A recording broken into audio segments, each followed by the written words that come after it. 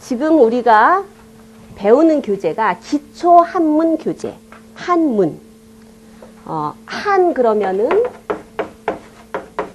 중국의 한나라를 기준으로 해서 중국을 대표하는 중국이라는 고유 명사화된 글자가 돼버렸어요. 한나라 한자지만은 중국이라는 뜻이고 중국에서 썼던 문장을 우리도 같이 썼기 때문에 그런 문장을 한문이라고 그러는데 한문의 유래가 그러니만큼 우리가 쓰는 말하고 순서가 틀려요. 우리가 쓰는 말하고 순서가 틀려서 우리는 나는 이러면은 나는 그런 주어가 먼저 나오고 나는 뭐뭐를 뭐뭐 했다.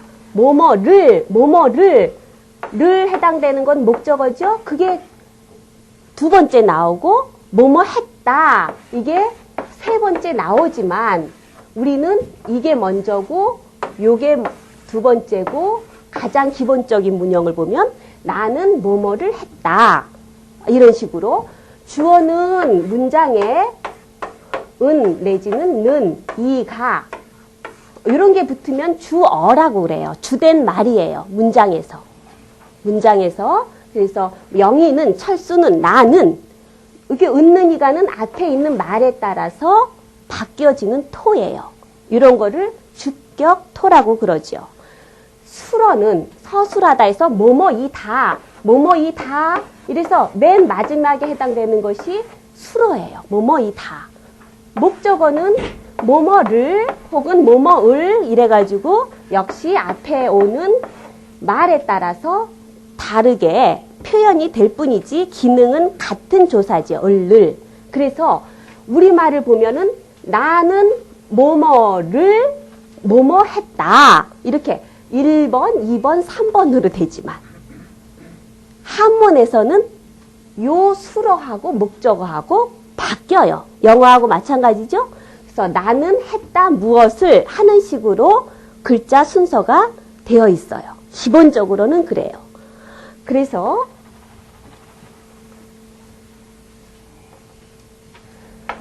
이게 나자죠? 이건 뭘까요?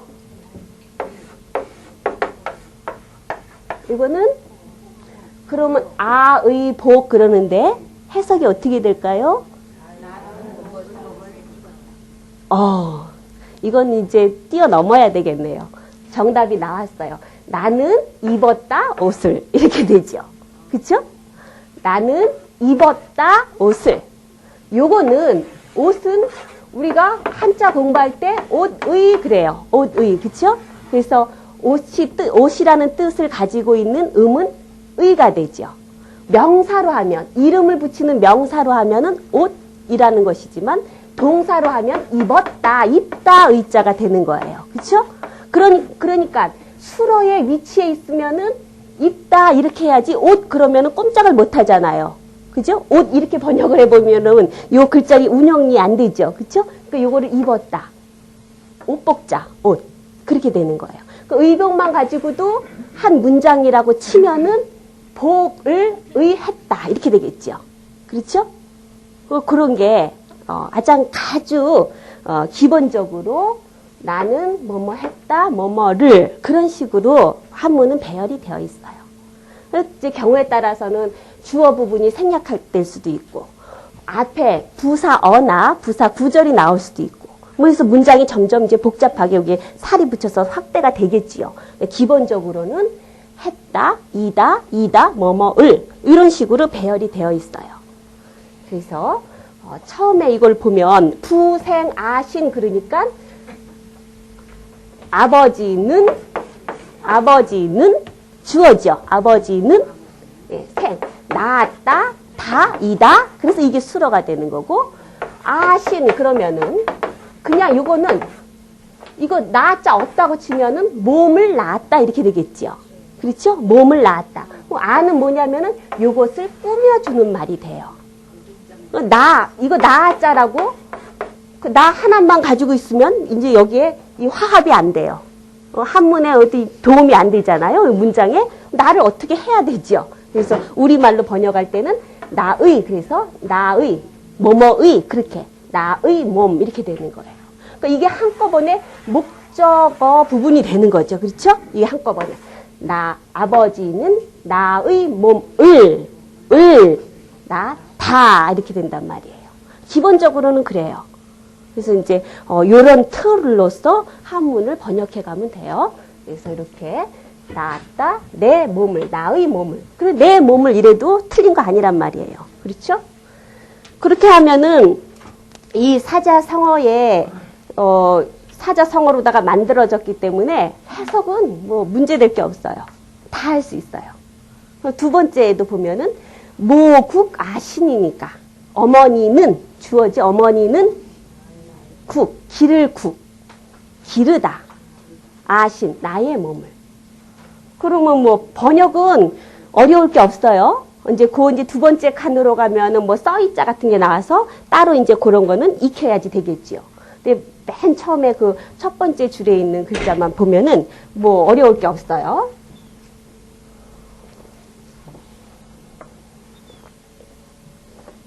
부생아신 하시고 모국 아신이로다 해가지고 아버지는 나의 몸을 낳으시고 어머니는 나의 몸을 기르셨도다. 그렇게 됐어요.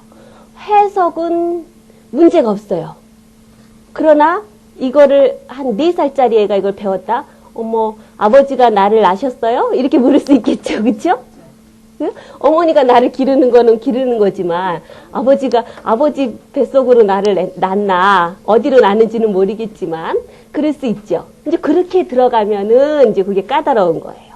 해석은 문제가 없지만 보통 이제 부모, 아버지 빼놓으면은 아버지는 잘못하면은 빠지기가 쉬워요. 그쵸? 드러나질 않으니까. 드러나지 않는 것은 빠지기가 쉬워요.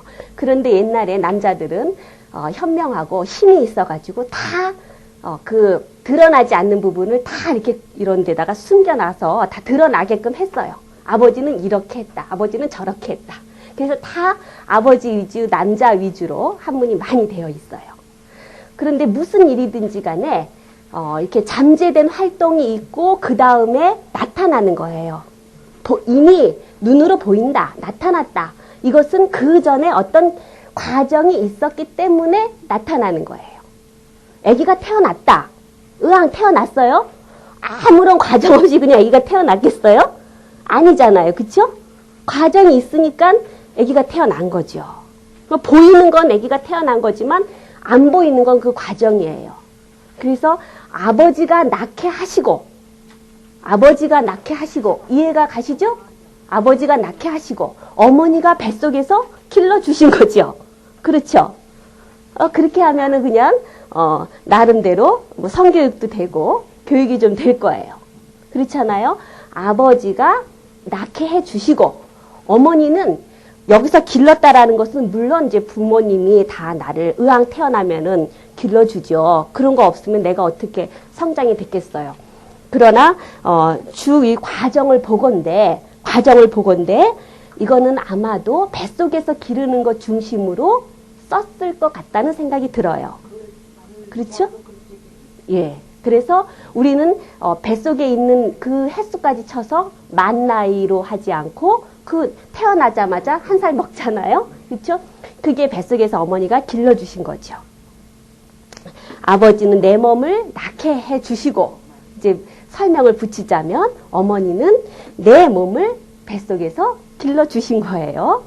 그걸로 끝나는 것이 아니라 보기해야 하시고 유의 포하로다 해가지고 지금 두 번째 칸에서 보면은 한문 공부에서 특별히 공부해야 될 글자가 나왔어요. 바로 두 번째에 있는 써이.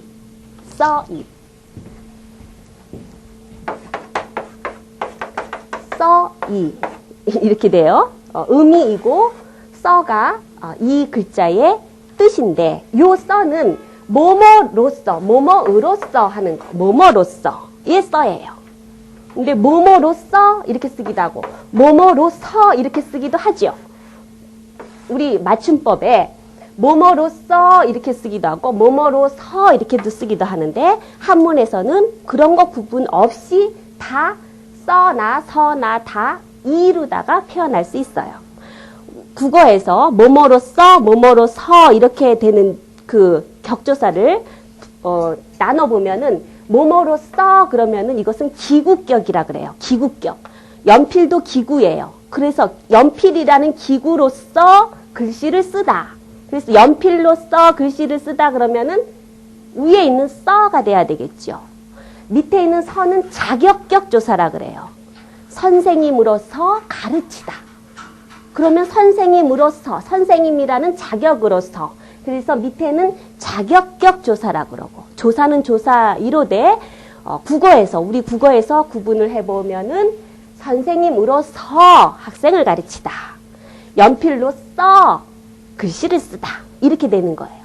뭐뭐로써, 뭐뭐로서 이렇게 되는 게 한문에서는 써이자예요. 써이자.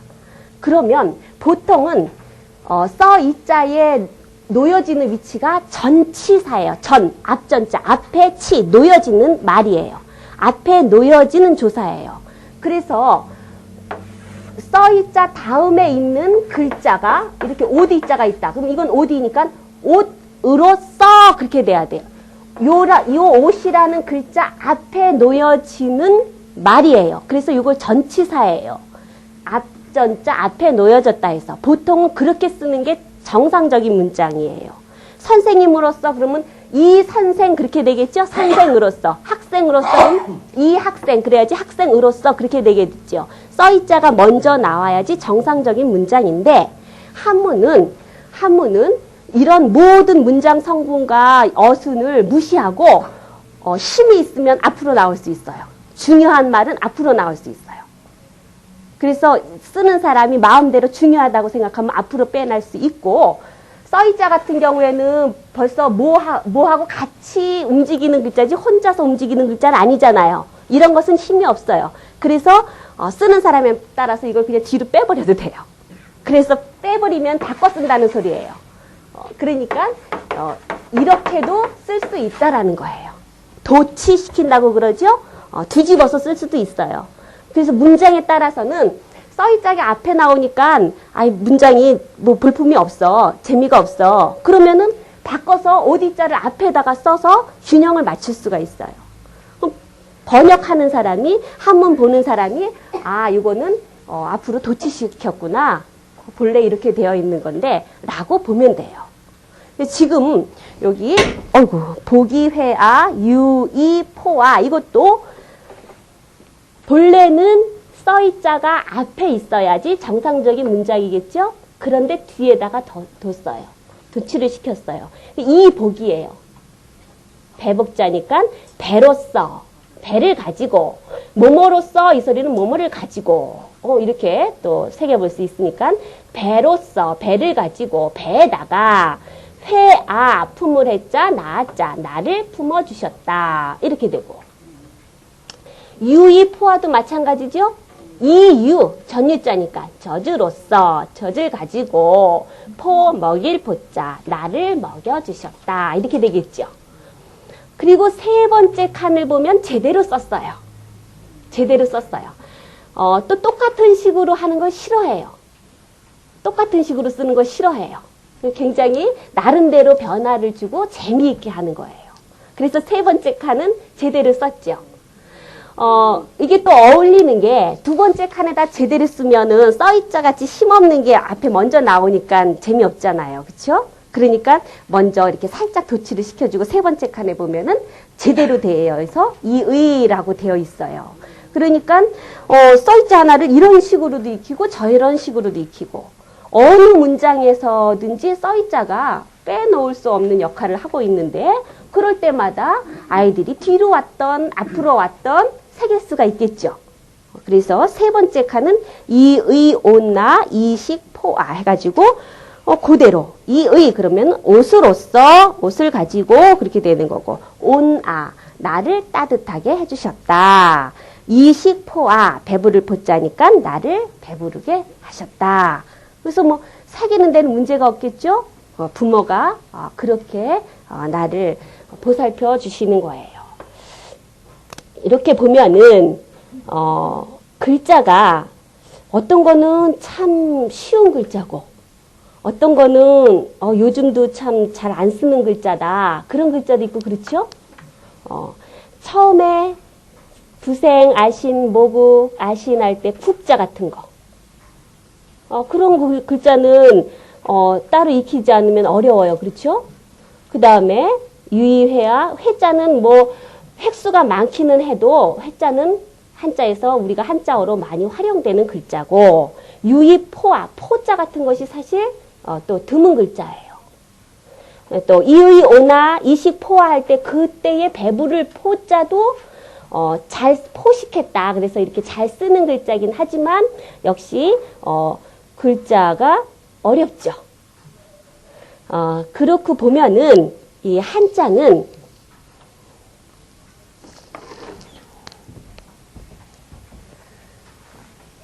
도대체 몇 자나 될까? 한자가 몇 자일 것 같아요?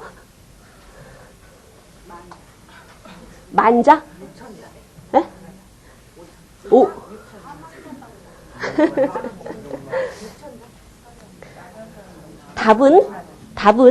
정답은 없습니다. 지금도 새로운 글자가 만들어질 수도 있습니다. 8만 자 이상이다. 9만 여자다. 이런 식으로다가 어마어마하게 많이 글자가 지금도 필요하면은 만들어지는 글자가 또 한자예요. 한자를 보면은 이제 앞으로 이제 처음이라서 뭐 이런저런 말씀을 드리는데 글자를 보면서 쉬운 글자가 대다수지만 좀 어려운 글자들이 있어요. 그런 글자들은 이제 미리 익혀오시고 그래야지 공부하는데 훨씬 도움이 되고 번역하는데도 수월할 거예요. 근데 글자를 한자가 그렇게 어마어마하게 숫자가 많지만 눈치만 빠르면 읽을 수는 있는 게 또 한자예요. 응? 뭔 뜻인지는 몰라도 또 뜻도 짐작도 할 수 있어요. 근데 눈치 빠르면 읽을 수 있어요. 지금 국자 같은 경우에도 내가 이 글자 몰랐다. 그러면 눈치로서 국인 것 같아.